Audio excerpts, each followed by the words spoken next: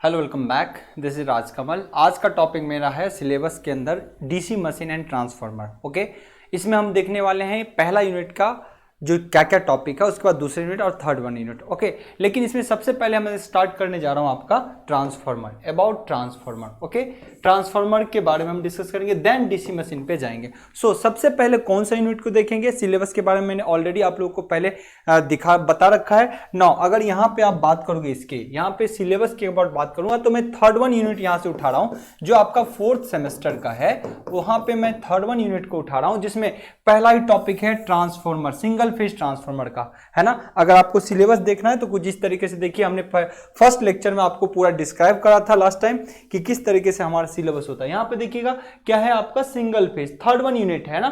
Third one चूंकि transformer हमारा यहां से मैग्नेटिक मटेरियल, मैग्नेटिक सर्किट के बारे में बहुत बेहतर तरीके से हम समझने की कोशिश करेंगे। सो थर्ड वन टॉपिक हमारा पहला सीरीज का होगा यहाँ पे, और इसमें introduction, principle of operation, EMF equation and transformer rating ratio, ये सारे टर्मिनोलॉजी होंगे। सो एक एक चीज को हम करते जाएंगे। ध्यान रखिएगा कहीं भी इसमें अबाउट मैग्नेटिक सर्किट के बारे में चर्चा नहीं किया गया है ना। मैग्नेटिक सर्किट के बारे में चर्चा नहीं किया गया है, उसके बारे में आपको जानना बहुत जरूरी है। वो चाहे आपको सिलेबस हट के 2-3 लेक्चर लगाना पड़े, लेकिन लगाइएगा, वो बात अलग है। मैंने सर्किट थ्योरी में आप लोग को ऑलरेडी थोड़ा सा सेक्शन इसके बारे में बताया था, मैग्नेटिक सर्किट के बारे में। Electrical circuit how much analogy to magnetic circuit, है ना। फिर भी अगर आपके ध्यान में नहीं होगा तो इसलिए मैग्नेटिक सर्किट का हम 2-3 लेक्चर आपके साथ लेने वाले हैं। लेकिन सबसे पहले मैं अगर बात करूं टर्मिनोलॉजी, यहां पे बात करूं सबसे पहले, तो आइए हमारा टर्म है सिलेबस का। तो सबसे पहले अगर वर्ड कोई कहता है ट्रांसफार्मर, तो ट्रांसफार्मर कहते ही आपके माइंड में क्या आता है? देखिए बहुत सिंपल है। ट्रांसफार्मर जैसे ही कोई बोलता है आपके माइंड में किसी ग्रिड और सबस्टेशन का एक ट्रांसफार्मर दिख जाएगा। फिर भी अगर ये दिमाग में नहीं आता होगा तो ये ट्रांसफार्मर तो कम से कम छोटा वाला जो टेप रिकॉर्डर में या आपके डेली लाइफ में कहीं ना कहीं आपको दिखता होगा, इवन मोबाइल चार्जर के अंदर दिख जाता होगा। और फिर भी बहुत इंटरेस्टिंग, अगर ये भी नहीं पता तो आपको हॉलीवुड का एक मूवी पता चल जाएगा ट्रांसफार्मर, वो भी मूवी था। तो इवन इन सारी चीजों को रिलेट कर सकते हो। जिसको मूवियों में ज्यादा इंटरेस्ट है तो यहाँ पे हॉलीवुड की इन मूवियों को देख सकते हो। ओके, लेकिन हम अपने को पढ़ना क्या है? About transformer. यानी अगर ये भी चीज नहीं पता तो मैं एक कंस्ट्रक्शन व्यू दिखाता हूं। ये हमारे पास जो हाथ में अभी है ये हमारा ट्रांसफार्मर है। वो बात अलग है इसकी कौन से टाइप होंगे, उसकी चर्चा हम टाइप ऑफ ट्रांसफार्मर के अंदर करने वाले होंगे। ओके, लेकिन ये हमारे हाथ में जिस टाइम है फिजिकली ट्रांसफार्मर है। अगर आप चाहे तो आप इसको अच्छे से देख सकते हैं। इसके बारे में हम चर्चा करेंगे। पूरे मशीन को हम नॉट ओनली की थियोरेटिकल टर्मिनोलॉजी के साथ साथ हम जितने भी होंगे प्रैक्टिकल इक्विपमेंट्स, वो भी डिवाइस आपके सामने रखने की पूरी कोशिश करूंगा। ओके, नाउ यहां पे मैं बात करूं कि इन ट्रांसफार्मर के बारे में जो ये विजुअलाइज कर रहे हो, सबसे पहले अब कोई कहेगा डिफाइन ट्रांसफार्मर, सबसे पहली बात आती है। कोई भी कुछ नहीं जानता, अभी मैं भी कुछ नहीं जान रहा, लेकिन सबसे पहले आपके माइंड में क्या इमेज बैठता है? दूसरा कि इसको डिफाइन कैसे किया जाए। तो आगे बढ़ते हैं, सबसे पहले इसके बारे में चर्चा करते हैं। अबाउट ट्रांसफार्मर, अबाउट ट्रांसफार्मर, इसको आप डिफाइन कैसे करेंगे? ओके, सबसे पहला टर्मिनोलॉजी तो ये होता है हाउ टू डिफाइन। देन इसको डिफाइन अगर करना है तो simple, transformer, transformer is a device, transformer is a device that transfer electrical energy from one circuit to another circuit at a constant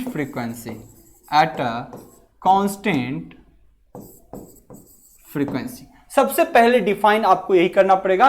transformer is a device, या फिर बहुत जगह इसको ऐसे तरीके से बोलते हैं transformer is a static device, जो रुका हुआ रहता है ना। सो यहां पे एक और डिफिनेशन आप कह सकते हो स्टैटिक डिवाइस, यहां पे डाल सकते हो। So transformer is a static device that transfer electrical energy from one circuit to another circuit at a constant frequency. जोड़ना बहुत इंपॉर्टेंट है, यहां पे और बहुत सारी चीजों को जोड़ना पड़ेगा, जैसे कि ये आपके एग्जाम में डायरेक्ट ऑब्जेक्टिव टाइप के क्वेश्चन होते हैं। इसके अंदर क्या होता है? Constant power. इसके अंदर क्या होता है? Constant power. इनकी चर्चाएं होंगी, आगे क्वेश्चन ड्राइव होंगे। और क्या होता है, constant flux device, constant flux device. Okay, ये भी टर्मिनोलॉजी इसमें यूज कर सकते हैं आप। क्या कहा गया, अब इनकी चर्चा कर लेते हैं एक बार। ट्रांसफार्मर इज ए डिवाइस, कौन सा डिवाइस, स्टैटिक, जो रुका हुआ रहता है हमेशा, कहीं स्टेशनरी रहेगा। Okay, that transfer electrical energy from one circuit, किस सर्किट से, from one circuit to another circuit. क्यों ऐसा बोला गया, हम उनकी भी चर्चा करेंगे, क्योंकि ट्रांसफार्मर में दो टाइप के सर्किट एग्जिस्ट करता है, एक इलेक्ट्रिकल सर्किट, दूसरा आपका दूसरा आपका होता है मैग्नेटिक सर्किट। क्लियर, और eight a constant frequency, eight a constant power, eight a constant flux device. अब आइए थोड़ा सा यहां पे मैं चर्चा कर लूं। अगर आप देखोगे यहां पे इन ट्रांसफार्मर को मैं उठाता हूं, यहां पे देखिएगा, ये रहा ट्रांसफार्मर आपके सामने, कुछ इस तरीके से देखिएगा। ट्रांसफार्मर में एक होता क्या है, यहां पे अगर देखना चाहोगे, ये देखिए, एक्चुअली ट्रांसफार्मर का ये पहला वाइंडिंग होता है, ये पहला वाइंडिंग होता है, ये फर्स्ट वाइंडिंग है, और ये ट्रांसफार्मर का दूसरा वाइंडिंग होता है। अभी सिंगल फेज ट्रांसफार्मर की चर्चाएं हो रही है। इन दोनों में कोई इलेक्ट्रिकली कनेक्शन नहीं होता, यह भी ध्यान रखना है। No electrical connection, no electrical connection, इन दोनों में कोई कनेक्शन इलेक्ट्रिकल का तो होता ही नहीं है। क्लियर, लेकिन फिर भी अगर इस सर्किट में सप्लाई दिया जाता है तो यहां पे इंड्यूस्ड वोल्टेज डेवलप होता है और करंट यहां से डिलीवर किया जाता है, अगर हम लोड लगा देते हैं सेकेंडरी साइड। सबसे बड़ी बात, अब यहां पे कई चीजें उठ के आती हैं कि जब एक ही वाइंडिंग है, यही इलेक्ट्रिकल सर्किट है, ये आपका कौन सा सर्किट है जी, इलेक्ट्रिकल सर्किट है सर, ये आपका इलेक्ट्रिकल सर्किट है, और ये भी कौन सा सर्किट है जी, यहां से आगे लोड को जाएगा तो ये भी कैसा है सर्किट सर, ये भी एक इलेक्ट्रिकल सर्किट है सर, इलेक्ट्रिकल सर्किट, CKT लिख देता हूं शॉर्ट में, ये भी सर एक इलेक्ट्रिकल सर्किट है। लेकिन आप सोचिए कि ये ट्रांसफार्मर करता क्या है, एक इलेक्ट्रिकल सर्किट को दूसरे इलेक्ट्रिकल सर्किट में करंट भेजता है, जबकि कोई बीच में कनेक्शन है ही नहीं। अगर कोई वायर है सपोज दैट यहां से यहां और यहां से यहां, तो कहता है अगर करंट यहां भेजो तो नहीं जाएगा, लेकिन ये कहता है कि वायर रहेगा तो जाएगा, अगर वायर रहेगा लगातार तो करंट यहां वाला भेजा जाएगा। लेकिन यहां पे देखिए नो इलेक्ट्रिकल कनेक्शन, यहां पे कोई इलेक्ट्रिकल कनेक्शन तो है ही नहीं, एक कोर है और उसके थ्रू दूसरे कोर पे अगर हमने वाइंडिंग कर रखा है तो यहां पे इंड्यूस्ड ईएमएफ डेवलप हो जाता है। तो ऐसे कौन कौन से पैरामीटर हैं, ऐसे कौन कौन से पैरामीटर हैं जिनके कारण, ध्यान से समझिएगा, ऐसे कौन कौन से पैरामीटर है जिनके कारण ये इलेक्ट्रिकल एनर्जी ट्रांसफर हो जाता है अनदर इलेक्ट्रिकल सर्किट में। लेकिन अब इस कोर का क्या, इस कोर में आखिर होता क्या है, हम यहां पे टर्मिनोलॉजी जरूर डिस्कस कर लेते हैं about magnetic circuit. Magnetic circuit आप अगर जान पाएंगे तो आपको पता लगेगा किस तरीके से इलेक्ट्रिकल कंपोनेंट सारे कन्वर्ट होते हैं मैग्नेटिक सर्किट के अंदर, मैग्नेटिक पैरामीटर के अंदर, फिर मैग्नेटिक पैरामीटर कन्वर्ट होता है इलेक्ट्रिकल पैरामीटर में, और फिर आगे करंट डिलीवर होता है। मैग्नेटिक मटेरियल और मैग्नेटिक जो सर्किट होगा उसको जानना बहुत इंपॉर्टेंट होगा। वो हमारे सर सिलेबस के अंदर नहीं दिया हुआ है, लेकिन उसको आपको समझे बिना आगे बढ़ना बहुत डिफिकल्टीज होंगी। यहां पे मैं बात कर लूं अनदर टर्मिनोलॉजी के यहां पे, तो यहां पे ये जो है इलेक्ट्रिकल करंट दिया गया और वो लौट के फिर आ गया, लेकिन ये यहां पे इंड्यूस्ड ईएमएफ किया गया, यहां पे इंड्यूस्ड ईएमएफ होगा। इस कोर के अंदर क्या क्या ऐसा होता है उस चीज को पढ़ना बहुत जरूरी है। सबसे पहले ये जो कोर है ना, ये कोर है किसी न किसी मटेरियल का, मैं अभी बात करूं सिलिकॉन स्टील का, किस चीज का, जिस सिलिकॉन स्टील का। तो इस स्टील के मटेरियल के बारे में आपको पढ़ना पड़ेगा, कई बार फेरोमैग्नेटिक मटेरियल के बारे में चर्चा कर लेता है ना, तो इस मटेरियल के बारे में आपको पढ़ना पड़ेगा।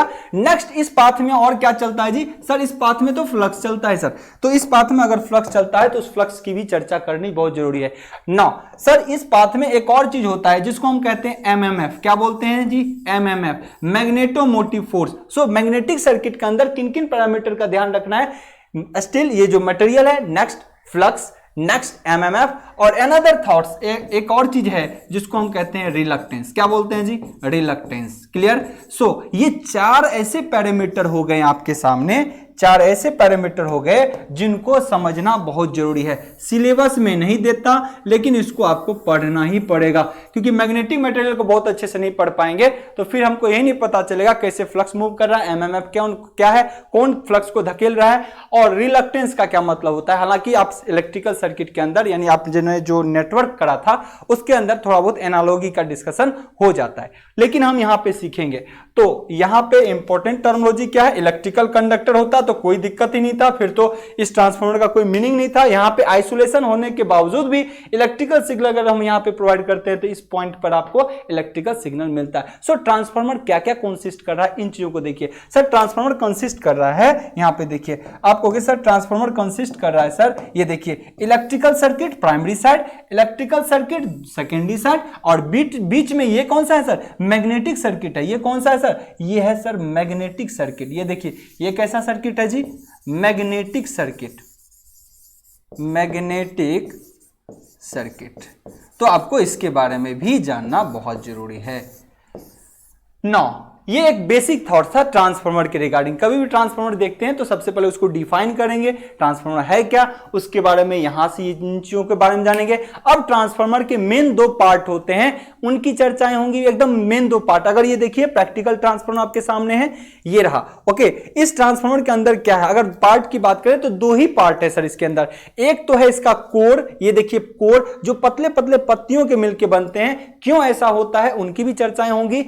लेकिन और दूसरा है वाइंडिंग, यानी ट्रांसफार्मर की बात करूं मैं आपको यहां से दिखाता हूं, देखिए इसके अंदर वाइंडिंग है। ये स्क्रू ड्राइवर से आपको दिखाता हूं इसको, ये देखिएगा, मैं इसके वाइंडिंग को एक बार हटाऊं तो आप देखोगे ना, ये सर देखिए वाइंडिंग है सर, है ना, यहां देखिए क्या है, वाइंडिंग है, इसके अंदर वाइंडिंग है, और ये कोर है, और ये कोर क्या है, पतले पतले पत्तियों का मिलकर बना है। आपको दिख भी रहा होगा, आई होप विजुअलाइज हो रहा होगा, है ना, ये देखिए पतले पतले पत्तियों का बना है। सो चलिए हम देखते हैं अबाउट ट्रांसफार्मर को हम किन किन चीजों के साथ देखना चाहेंगे, और यहां पे कुछ और चीजों का भी डिस्कशन करना होगा कि सर फेराडेज लॉ क्या होता है, लेंज लॉ क्या होता है, और मैग्नेटिक सर्किट के बारे में हम देखेंगे। सो आइए सबसे पहले एक ट्रांसफार्मर को उठाता हूं, तभी चीजें क्लियर होंगी।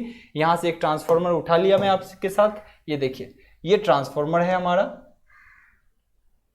आइए इस ट्रांसफार्मर में, सर इस ट्रांसफार्मर में हमने अभी बताया कि ये कोर है, और कोर ध्यान से समझिएगा, कोर के बारे में कई बार ये भी पूछ लेता है, हालांकि आगे बताऊंगा ही। ये किस चीज का बनता है, कहता है सिलिकॉन स्टील का, एसआई स्टील, एसआई मिक्स किया जाता है सिलिकॉन स्टील का, है ना।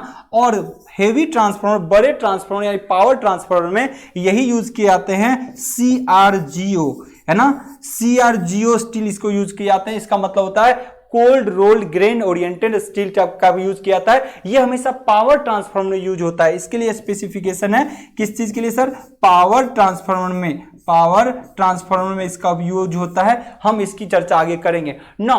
मेन पार्ट क्या है ट्रांसफार्मर का, सर ट्रांसफार्मर का मेन पार्ट तो दो है। ट्रांसफार्मर के अंदर मेन पार्ट तो सर दो ही हैं। सर दोनों पार्ट कौन कौन से हैं उनके बारे में चर्चा की जाए तो सर पहला है ट्रांसफार्मर का कोर, पहला है कोर सर, दूसरा है वाइंडिंग। पहला है कोर और दूसरा है वाइंडिंग। ध्यान से समझिएगा, कोर मटेरियल का बना हुआ है, कोर क्या हुआ है, मटेरियल का बना हुआ है। यहाँ पे किस टाइप का मटेरियल है सर, किस टाइप का मटेरियल है सर, कोई कहेगा Cl है, सिलिकॉन स्टील, सिलिकॉन स्टील, है ना, और कोई कह देगा CRGO। तो किसका एप्लीकेशन कहाँ है, CRGO। उनकी चर्चाएं तो होती रहेंगी, बट हमने मेनली दो भाग में बांटा ट्रांसफार्मर का, जिसको आप यहां से देख पा रहे हो। ओके, दो ही पार्ट है। अब कहोगे सर ट्रांसफार्मर है तो सिंगल फेज है, तो दो तार इनपुट में होना चाहिए और दो तार आउटपुट में होना चाहिए। तो ऐसा क्यों है कि इनपुट में अगर दो वायर रहता है, आउटपुट में तीन? ये टैपिंग है। टैपिंग करने का तरीका है, मैं आपको बताऊंगा कि एक ही ट्रांसफार्मर से 9 वोल्ट, ये 909 का ट्रांसफार्मर है। इसका मतलब होता है कि एक ही ट्रांसफार्मर से अगर आउटपुट आपको 18 वोल्ट लेना है तो भी आ जाएगा, 9 वोल्ट लेना है तो भी। ऐसा नहीं कि आप 18 वोल्ट के लिए दूसरा ट्रांसफार्मर लाएंगे, 9 वोल्ट के लिए दूसरा लाएंगे। सो एक ट्रांसफार्मर से दो एप्लीकेशन किए जा सकते हैं डिफरेंट वोल्टेज का, उसके लिए टैपिंग किया जाता है। तो इनकी भी चर्चा हम आगे करने वाले हैं। नाउ दूसरा कह रहा है कि ट्रांसफार्मर के अंदर दो ही सेक्शन होते हैं मेनली, पहला कोर, दूसरा वाइंडिंग। सर वाइंडिंग किस चीज का बनाता है? मोस्ट प्रीफर किए जाते हैं कॉपर का। सबसे ज्यादा किसको प्रीफर किया जाता है? हर जगह कॉपर का, पर कहीं कहीं अगर एप्लीकेशन किया जाए तो सर एल्यूमिनियम का भी यूज होता है। एल्यूमिनियम का भी वाइंडिंग के लिए यूज होता है, बट बहुत रेयरली देखने को मिलता है, बहुत रेयरली एल्यूमिनियम के वाइंडिंग को देखने को मिलता है। ना दो थॉट्स तो हैं, लेकिन सर इससे पहले इन पूरे चीजों को पढ़ने से पहले आपको मैग्नेटिक सर्किट का ज्ञान होना चाहिए। तो मैग्नेटिक सर्किट में किन किन पैरामीटर को देख लेना है, आइए देखते हैं। ये इलेक्ट्रिकल सर्किट था, यहां से फ्लक्स रोटेट करता है, यहां से चलता है, इसमें इंड्यूस्ड ईएमएफ होता है, तो इंड्यूस्ड होने के लिए लॉ लगते हैं जो कि फेराडेज लॉ होता है। यहां पे फ्लक्स का काउंटर होता है, लेंज लॉ की बात आएगी। नाउ यहां पे जो टर्मिनोलॉजी होगा वो होगा मैग्नेटिक सर्किट का, मैग्नेटिक सर्किट का, और ये जो टर्मिनोलॉजी है सर ये है इलेक्ट्रिक सर्किट का, इलेक्ट्रिकल सर्किट का। तो इलेक्ट्रिकल सर्किट में करंट वोल्टेज के अबाउट तो आप जान नहीं रहे हो, करंट वोल्टेज रेजिस्टेंस। ना क्या समझना है अब अपने को नेक्स्ट लेक्चर में, तो इनकी चर्चाएं हो जाए एक बार। सर मैग्नेटिक सर्किट में आपको क्या क्या देखना है, आइए मैग्नेटिक सर्किट।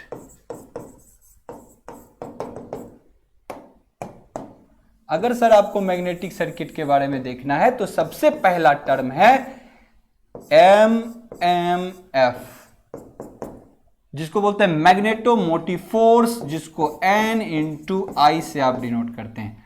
नेक्स्ट दूसरा चीज आपको समझना पड़ेगा सर फ्लक्स, फ्लक्स जिसको हम डिफाइन कर देते हैं ऐसे फाई के द्वारा। सर तीसरा चीज आपको और समझना पड़ेगा, वो कहलाता है रिलक्टेंस। क्या कहलाता है, रिलक्टेंस, जिसको हम डिनोट करते हैं RL से। इनके यूनिट भी बड़ा फ्रीक्वेंट पूछे जाते हैं, इन चीज का भी ख्याल रहे। सर और भी चीज समझना पड़ेगा, और इंपॉर्टेंट टर्म है परमिएबिलिटी, परमिएबिलिटी।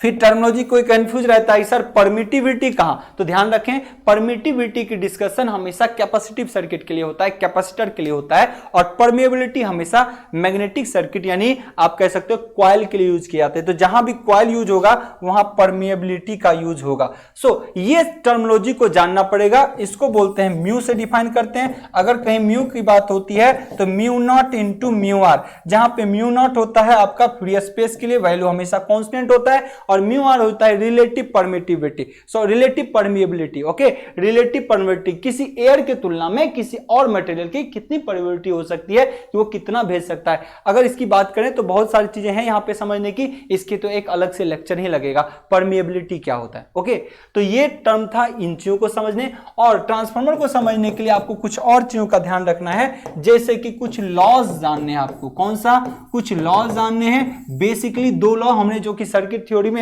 ऑलरेडी डिस्कस करा था थर्ड सेमेस्टर के अंदर। यहां पे दो लॉ होंगे, पहला है आपका फेराडेज लॉ, फेराडेज लॉ, इनको आपको जानना पड़ेगा, एंड दूसरा सर लेंज लॉ के बारे में थोड़ा सा आपको ध्यान रखना है। लेंज लॉ क्या कहता है, ये हमारा टॉपिक होगा, क्या, फेराडेज लॉ और लेंज लॉ। इसके बाद ट्रांसफार्मर में आगे अगर बढ़ना है तो ये पैरामीटर को ध्यान रखना पड़ेगा। एमएमएफ क्या होता है सर, N × I है, इसकी पूरी डिस्कशन होगी। फ्लक्स क्या होता है सर, रिलक्टेंस क्या होता है, परमेबिलिटी क्या होता है। नाउ फेराडेज लॉ क्या है, लेंज लॉ क्या है, इनकी चर्चाएं आपको करना ही पड़ेगा। तो ये ऑल अबाउट है किसी ट्रांसफार्मर का बेसिक फंडा जानने के लिए। और भी चीजें मैं यहाँ पे डिस्कस कर दूं। कई कहता है कि ट्रांसफार्मर सर एक वाइंडिंग होता है, दूसरा ये वाइंडिंग होता है, तो इसको प्राइमरी वाइंडिंग कहते हैं, इसको सेकेंडरी वाइंडिंग करते हैं। ये सारा टर्मिनोलॉजी लिखाया जाएगा आपको बेशक, है ना।